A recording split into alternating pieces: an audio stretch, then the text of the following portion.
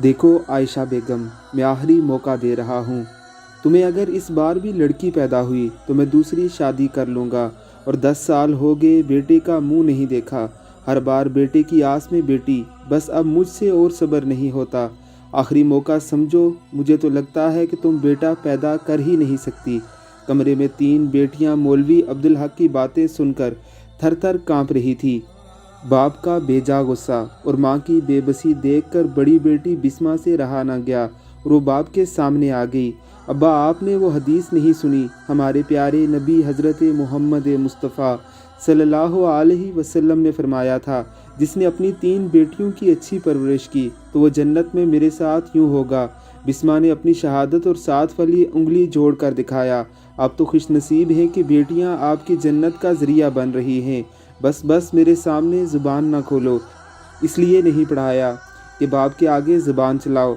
ज़ोरदार तमाचा उसके फूल से गालों पर जड़ दिया। ये मेरा अटल फैसला है।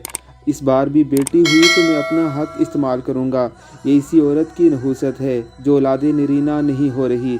मौलवी अब्दुल हक गुस्से से तनतनाता ज़ोहर की नमाज के लिए चल दिया और बिस्मा माँ से कहने लगी, माँ, क्या सारे वाज लोगों के लिए हैं?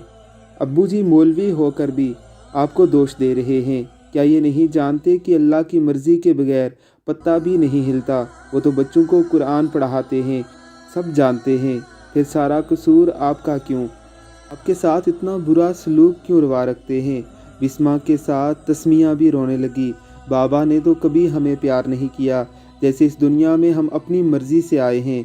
सना, जो कब से खामोश थी, कहने लगी, हमारे नबी सल्लल्लाहु अलैहि वसल्लम का फरमान है, तुम में से बेहतर वो है जो अपने घर वालों से बेहतरीन सलूक करे। तो क्या बाबा को नहीं मालूम वो अपनी रायत के साथ क्या कर रहे हैं? आज जुमा था। मौलवी साहब घर से तैयार होकर मस्जिद गए तो खुतबा शुरू हो चुका था। इमाम साहब की आवाज़ जैसे कहीं दूर से आ रही थी। अब्दुल हक के सामने बिस्मा का आंसू में तर चेहरा था जो नबी की हदीस बता रही थी। बाप का गुस्सा ठंडा हो चुका था। सामने बैठे इमाम साहब हदीस सुना रहे थे कि जिसकी 3 बेटियां हों वो उनकी अच्छी परवरिश करे, वो जन्नत में मेरे साथ ऐसे होगा। अब्दुल हक की निगाहें मिंबर पर बैठे इमाम की तरफ गई, जिसने अपनी शहादत और 7 वाली उंगली मिला रखी थी। खबरदार, आइंदा मेरे आगे ज़बान चलाई। इन्हें बिस्मा से कहे अल्फाज याद आ रहे थे। आंसुओं से उनकी दाढ़ी भीग चुकी थी। हिचकियों की आवाज़ें सुनकर सब लोग हैरानी से उसकी तरफ देख रहे थे, लेकिन वो किसी और ही दुनिया में था। घर वापसी पर मौलवी साहब के दिल की दुनिया बदल चुकी थी। वो सर झुकाए घर में दाखिल हुए, सबको सलाम किया, बहुत शफकत से बेटियों की तरफ देखा।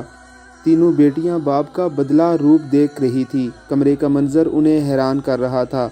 अब्दुल हक साहब अपनी जोजा की दिलजोई कर रहे थे। उनकी हालत ऐसी थी जैसे कोई ख्वाब देख रहा हो।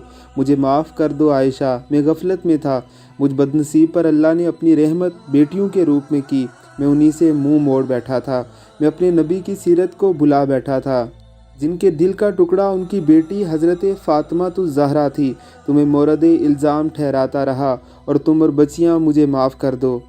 बिस्मा, मेरे बच्चे, तूने मेरी आंखें खोल दी।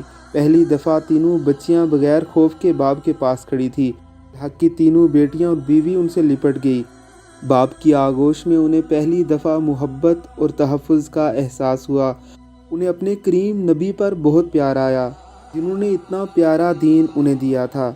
अल्लाह रब्बुल इज़्ज़त की ज़ात हमें अपने बेटियों की कदर करने की तौफ़ीक़ अता फ़रमाए। आमीन सुमा आमीन।